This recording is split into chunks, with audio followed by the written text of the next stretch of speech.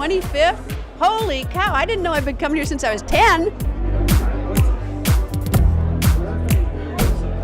Well, this is my first White House Correspondents' Dinner weekend, so I'm a newbie. I'm excited. I've heard a lot about this. I was on the Daily Show before. There was lots of talk about what this whole weekend was. It seemed to be all of DC coming together around a brunch. So for me, the main stress was, can I wear a floral print and a light jacket? And I think I'm pulling it off. Outside of the realm of what we're talking about every day, the serious issues that we face, of course, and the work that we do, both on the journalism side but also in the White House, it's good to get with just, at the end of the day, everyone's just a person, and they have children, and they have lives, and they have spouses, and it's always nice to get to talk to everybody and just kind of catch up on things that don't have to do with work.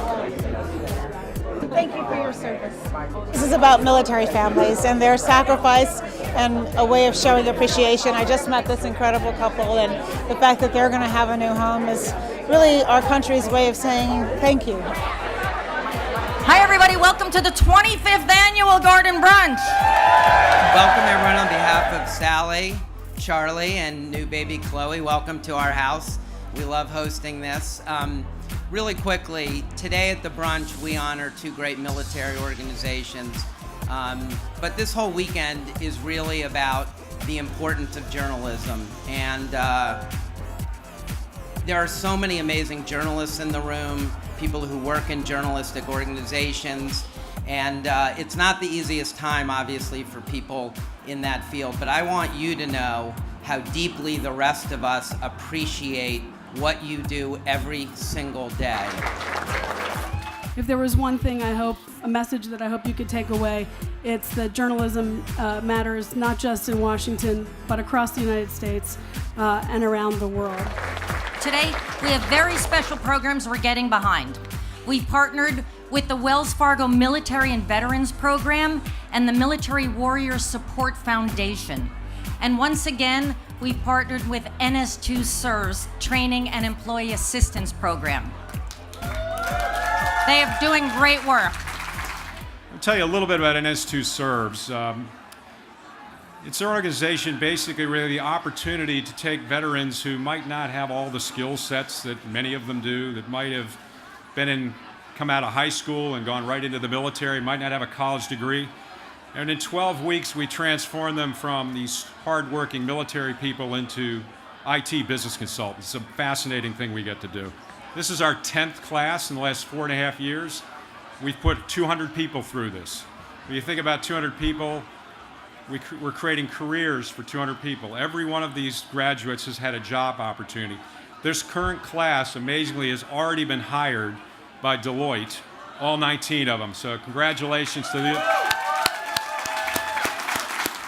You know, a lot of our program is centered in the state of Virginia, and we're blessed this morning to have Congressman Don Beyer of the 8th District of Virginia here to help recognize our class of veterans. So I'd like to ask Congressman Beyer to come forward. Good morning, good afternoon. I'm so proud to be a small part of honoring these contributions to these veterans and military families. These 19 graduates truly know what it means to serve. You know, my Northern Virginia home is district's home to 50,000 active duty and retired veterans.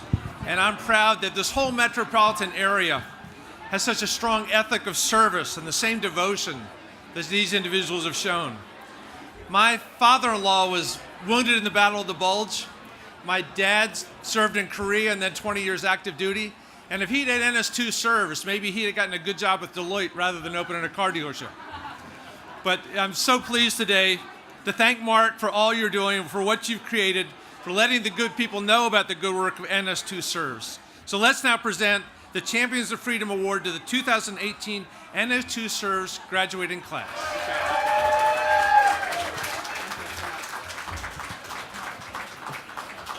You know, Wells Fargo has been working with the military Warrior Support Foundation's Homes for Wounded Heroes program to provide 100% of the mortgage.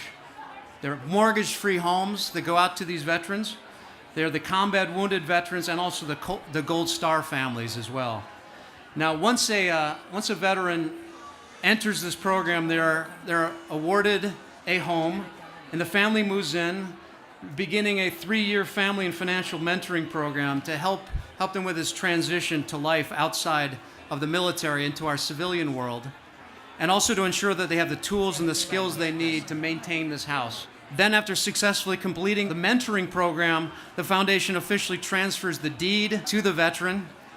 And then to date, Wells Fargo has donated over 350 homes and has spent a value of $55 million to build these homes for the veterans and the Gold Star families.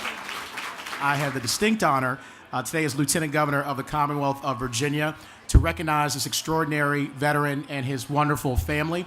They are from Hampton, Virginia, so I want to give them a round of applause to start. They represent our Commonwealth and our country so well. And Dominic, thank you for joining me. Staff Sergeant Dominic Perrotte joined the Army in 2005 as a heavy equipment mechanic. He served a total of 3 tours in Afghanistan and Iraq, where he helped recover the remains of fellow service members on the battlefield. This is his lovely wife, Coale, by the way. I'm going to give Coale a round of applause because we know that families serve together. Coale, thank you for your sacrifice. In 2012, Dominic was wounded when his vehicle was struck by a roadside bomb. It was so dangerous that he and his team had to stay on the battlefield for 30 hours before they could evacuate. After he retired from the Army, Dominic was ready to begin a new chapter in his life. He applied for the Military Warrior Support Foundation's Homes for Wounded Heroes program. Dominic, Coale, and their beautiful son, Dominic IV, began their journey with the Military Warrior Support Foundation 3 years ago. Their mentor helped them make budgets, manage their finances, and get ready to become homeowners, and also helped them through the many challenges of transitioning to life outside of the military. Dominic even got his boat captain's license and started a business offering deep-sea fishing charters. Earlier this year, the Perrottes graduated from the Foundation's mentorship program and earned the deed to their home, mortgage-free. And I think that deserves a round of applause. Congratulations to you all. And now, on behalf of the Military Warriors Support Foundation and Wells Fargo, I would like Staff Sergeant Perrotte to please open the door. We have a surprise for you. So Dominic, open that door. So Jerry Quinn is going to, from the Wells Fargo's Military Affairs Program Manager, is going to present to Dominic with the official deed. And then Andrea Dellinger right here with the Military Warriors Support Foundation is presenting this flag to fly right in front of that home when you get down there, Dominic. Thank you, Bob. Coale and I would like to thank you and everybody here today for the support you show for veterans, for myself, and sharing with the world the good work that Wells Fargo and Military Warriors Support Foundation has done for families like ours.